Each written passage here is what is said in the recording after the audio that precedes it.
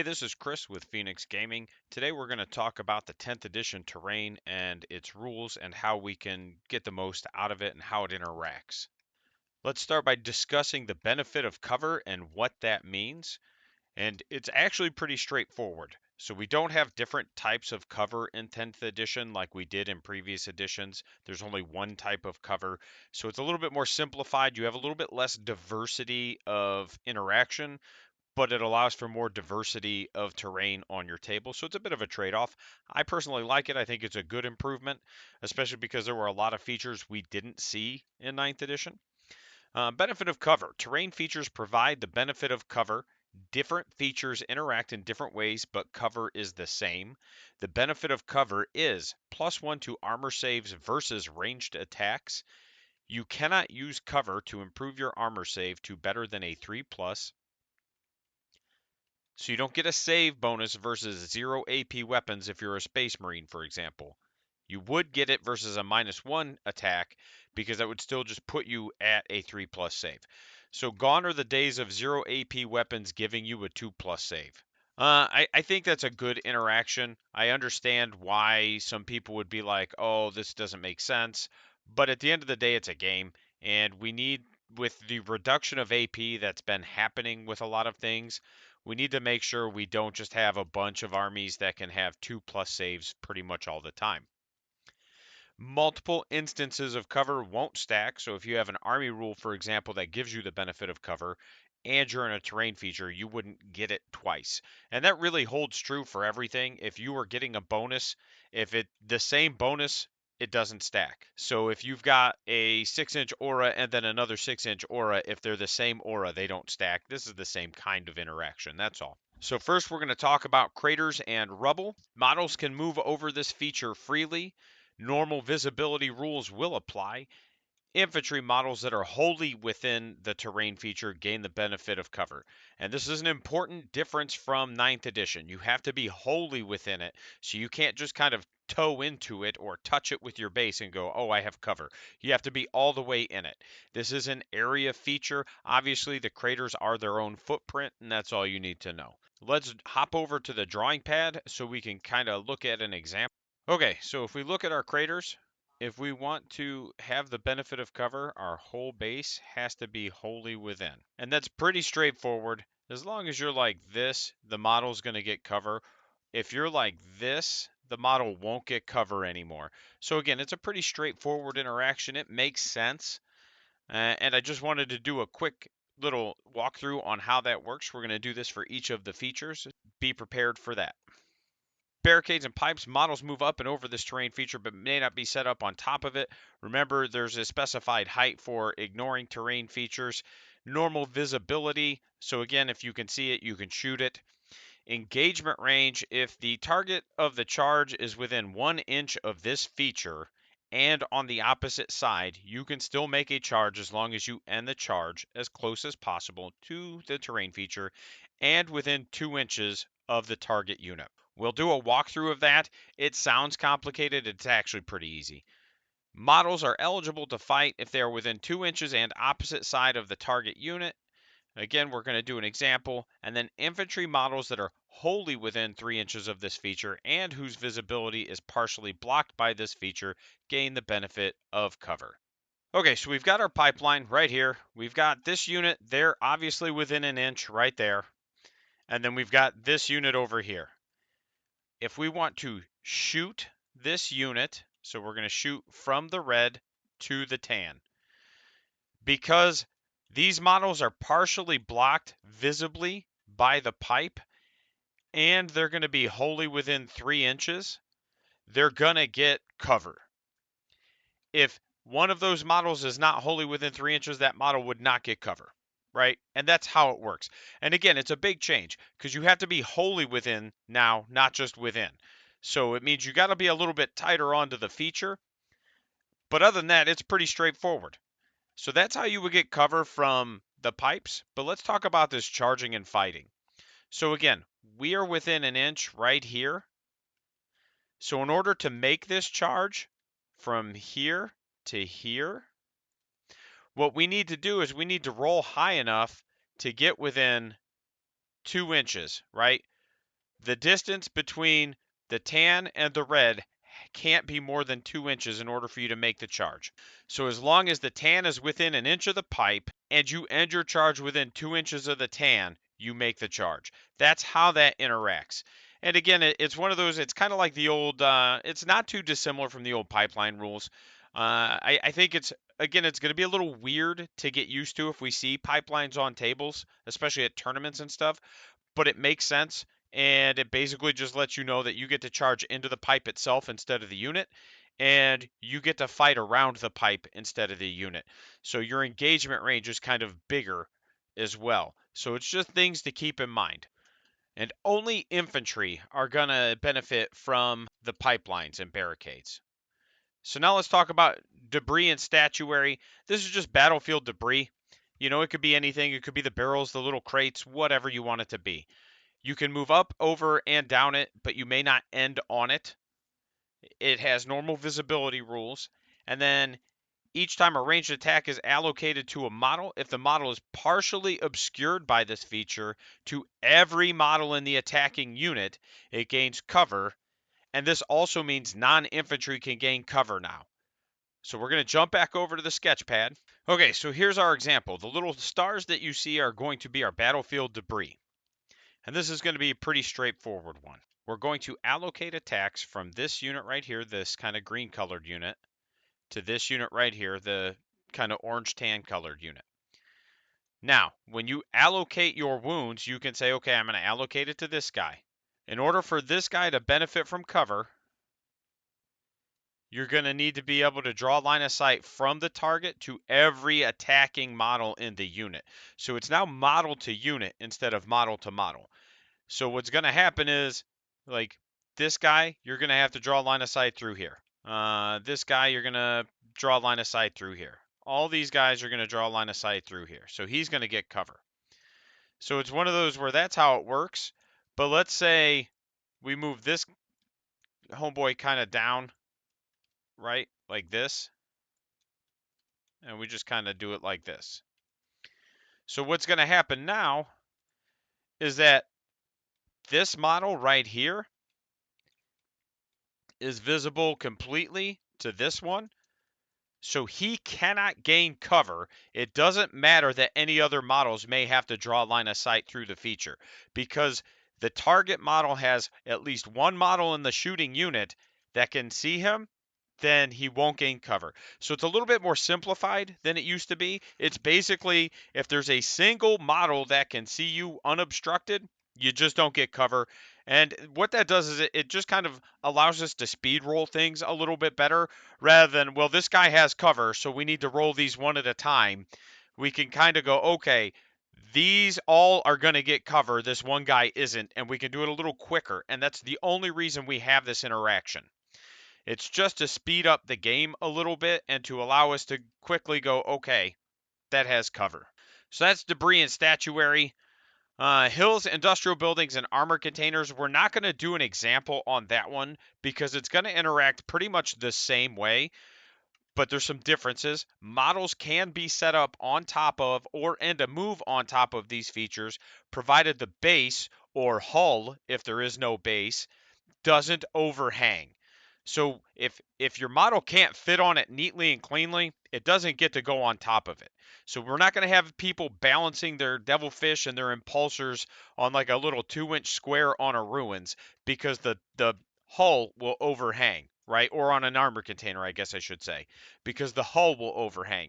So that's how we fix some of those janky interactions that did exist in previous editions. We just say, hey man, if your model's bigger than the feature itself, it just doesn't get to go on it. And it makes sense. Hills specifically can have other features placed on top of them. So what we can do now is we can put an armor container on a hill, for example, or we can put a ruins on a hill, and they'll just be two different features, but they'll interact in their own special way, but they don't prevent the other one from interacting. These features will use normal visibility rules, and each time a ranged attack is allocated to a model, if the model is partially obscured by this feature to every model in the attacking unit, it gains cover. So again, it is literally the same thing we just talked about with debris and statuary, which is why we're not going to go ahead and do another example, because it's all the same. There's no reason to. Know that and it doesn't say half. So again, if you've played older editions and you had to be at least 50% blocked by the feature to gain cover, that is not how it works now. If you have a tank and just the ass end bumper of your tank is covered, you gain cover. And again, it's just to make it easier. It's to allow for players to go, this clearly has cover. Let's move on. Whereas like when it was 50%, there was a lot of room for arguing or getting TOs and judges involved because they just were like, "Hey, am I at least 50% obscured? Yes, no." So it's one of those where this is just to simplify the way cover and terrain works. Again, I really like it. I like that we've got all these different features that can now interact. Hills being seen on a battlefield is awesome because I don't like how flat ninth and 8th edition battlefields were because hills were effectively useless, so nobody used them. Woods. These features are set up with a footprint, and this works basically like it did in ninth edition. The footprint represents the boundary of the terrain feature at ground level. So again, if you've played any ninth edition or 8th edition, it's effectively going to interact the same way. Models will move over this terrain feature as normal, so there's no difficult ground anymore. You're not going to lose movement for moving through woods. Models that are wholly within this feature are never considered fully visible to an observing model or unit. So if you're in the woods, you're always considered to be partially obscured or partially blocked by line of sight. If a line of sight must be drawn over the footprint to target a model, that model is never considered fully visible. So again, it's kind of similar to how woods have always interacted. If you have to draw a line of sight over the footprint, you can still see, but they're going to get the benefit of cover. So again, like I said, it still interacts effectively the same way. It's just an armor save bonus rather than a hit roll penalty. Aircraft and towering do not benefit from Wood's visibility rules. And again, that's the same feature we've been seeing pretty much for the last two editions. And then models that are wholly within the feature can see out of it normally. And it basically just means if you're in the feature and your opponent's in the feature, you see each other normally. If you're in the feature shooting out, you see normally. But if you're outside shooting in, you're considered as partially obscured. And then if you're shooting over the feature at something, you're always considered partially obscured, even if you're not. And then it just goes on to reaffirm this. Each time an attack is allocated to a model, if the model is wholly within the feature or is partially obscured because of the terrain feature, it gains the benefit of cover. So woods, I think, are really good. I think they provide a lot of cover. If you use thicker trees, you could also do some line of sight blocking. I think there's a lot of interesting interaction there. They don't have a breachable interaction anymore, so you're going to have to walk your ass around the trees now rather than through them because it just says models move over this terrain feature as normal. Okay, we're going to go ahead and do an example on woods real fast so you can understand how those work. In this example, this will be our shooting unit. Oh no, we don't want that to be green. We want that to be black, sorry. So this will be our shooting unit. This is our woods. This is our target unit, this kind of coral color. Pretty easy. This homie right here is in the feature. So he's always considered partially obscured from the shooting unit. Pretty straightforward. Now, if we take him out and put him here, we're targeting like this, and we have to draw a line of sight over the woods. So they're also just considered partially obscured by the woods. And when I say obscured, I don't mean the old obscuring rule. I just mean they're never counted as being fully visible. So it just means that you're going to get cover. Again, it's really easy, it's really straightforward. Woods are basically always going to grant cover unless you don't draw line of sight over the footprint at all. So hopefully that helps. Again, it's a pretty straightforward and easy interaction. All right, now we're going to talk about ruins. And again, ruins didn't really change a ton either. This feature has a footprint. Again, it's going to interact the same way as they always have. If a model, and if you don't know, a footprint is just typically like a 6x6 or a 4x4 or whatever. It's just like a piece of cork or a piece of paper or plexi or something, and you put it on the mat or whatever you're playing on, and then your ruins themselves go on top of it, and they just represent the boundary for that feature. I realized I didn't explain that earlier when we talked about footprints, and I realized that some folks may not have played 8th edition, so I wanted to make sure I at least took a couple seconds somewhere in this video to explain what a footprint is. If you have more questions, drop them in the comments. If a model is making an attack while it is both wholly within and at least 6 inches above ground level, and every model in the target is at ground level, increase the AP by 1. So this is pretty straightforward. This is called plunging fire. And basically what we're looking at is if you're 3rd story or higher in a ruins feature, you're going to increase the AP of your attacks by 1 as long as you're shooting at somebody who's at ground level and the whole unit has to be at ground level. If you're shooting, for example, 5 intercessors and you're shooting at another 5 intercessors, if one of those intercessors isn't at ground level, you don't get plunging fire. Again, you could kind of game it or cheese it to just always make sure one of your guys isn't on ground level. But it's again to just make it an all or nothing interaction, so we're not sitting here having to slow roll every attack.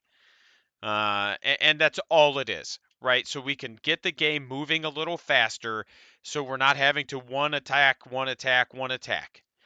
I like the interaction here. It is going to benefit certain armies more than others, especially those with a lot of shooting and fly. You know, Drukhari have some flying units that would be able to get up there, like Scourges. Crisis suits would be able to. A few other things, right? So anything with fly and guns, it's going to benefit them more than other things.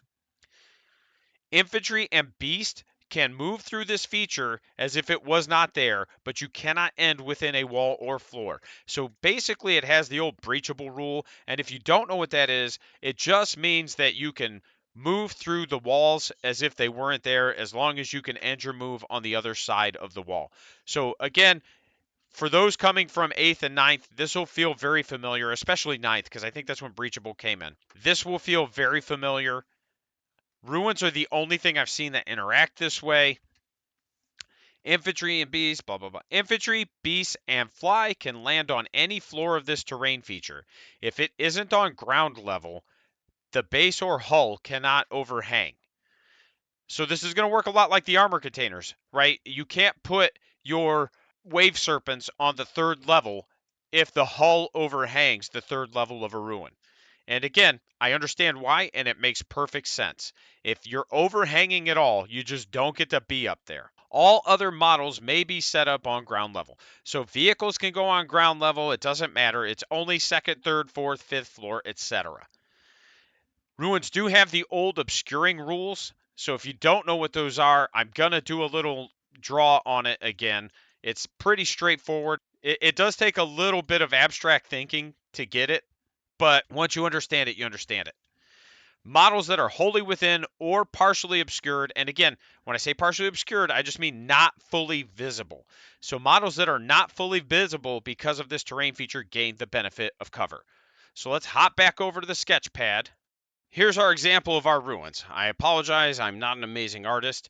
So this brown area in the middle right here, this is our footprint. Remember I said this sets the boundary of the terrain feature at ground level. Now, if you look at these blue lines, these will represent our actual terrain feature. So this would be like our ruins walls, okay?